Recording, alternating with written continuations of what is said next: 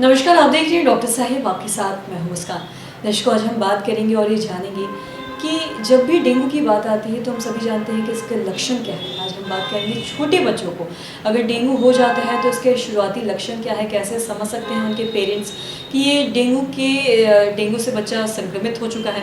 इससे भी खास बातचीत करने के लिए और इसके बारे में विस्तार से जानने के लिए आज हमारे साथ मौजूद है डॉक्टर संतोष कुमार।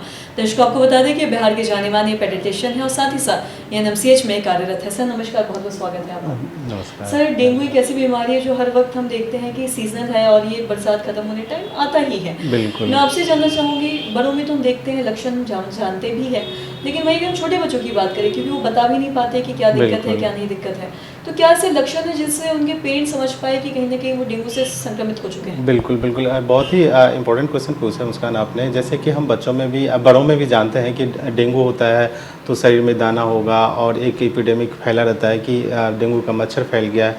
तो इसमें दो चीज़ ज़्यादा मैं उस पर ध्यान देना चाहूँगा कि एक तो प्रिवेंटिव मेजर और दूसरा अगर हो जाता है तो उसके बाद। तो प्रिवेंटिव मेजर ये है कि जैसे कि ये इस सीज़न में बहुत कॉमन होता है और मुख्य कारण जो है इसका मच्छर उसमें भी एडिस टाइप का मच्छर होता है जिसके कारण वो वायरस को फैलाता है, डेंगू के वायरस को।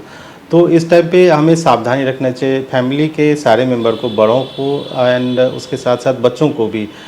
इस टाइम पे फुल लेंथ गाउन जैसे कि पूरा फुल स्लीव जिसको बोलते हैं कि पूरा हाथ पैर ढका होना चाहिए और लूज क्लोथ होना चाहिए, मॉस्किटो नेट यूज़ करना चाहिए, मॉस्किटो रिपेलेंट यूज़ करना चाहिए।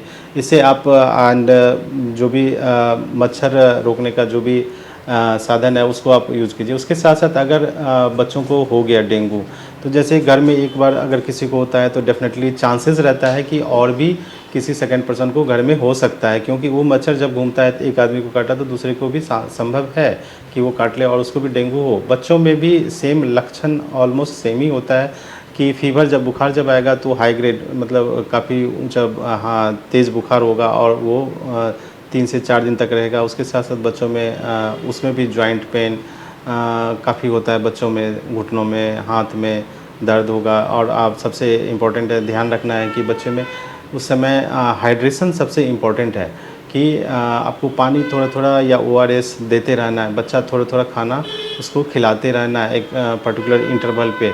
एंड शरीर में अगर कहीं पे कहीं दाना दिखे या बच्चों में पेशाब कम हो, पीला हो, इमीडिएटली टेस्ट करा के डॉक्टर से कंसल्ट करना चाहिए। एंड चूँकि डेंगू एक ऐसा बीमारी है जिसमें कि ब्लड लॉस के साथ साथ बीपी भी कम होता है और जल्दी शरीर में ऑर्गन जो है, हमारे शरीर का अंग जो है वो धीरे धीरे काम करना कम कर देता है। इसलिए इमीडिएटली डॉक्टर से कंसल्ट करना चाहिए और जो ट्रीटमेंट है वो लेना चाहिए।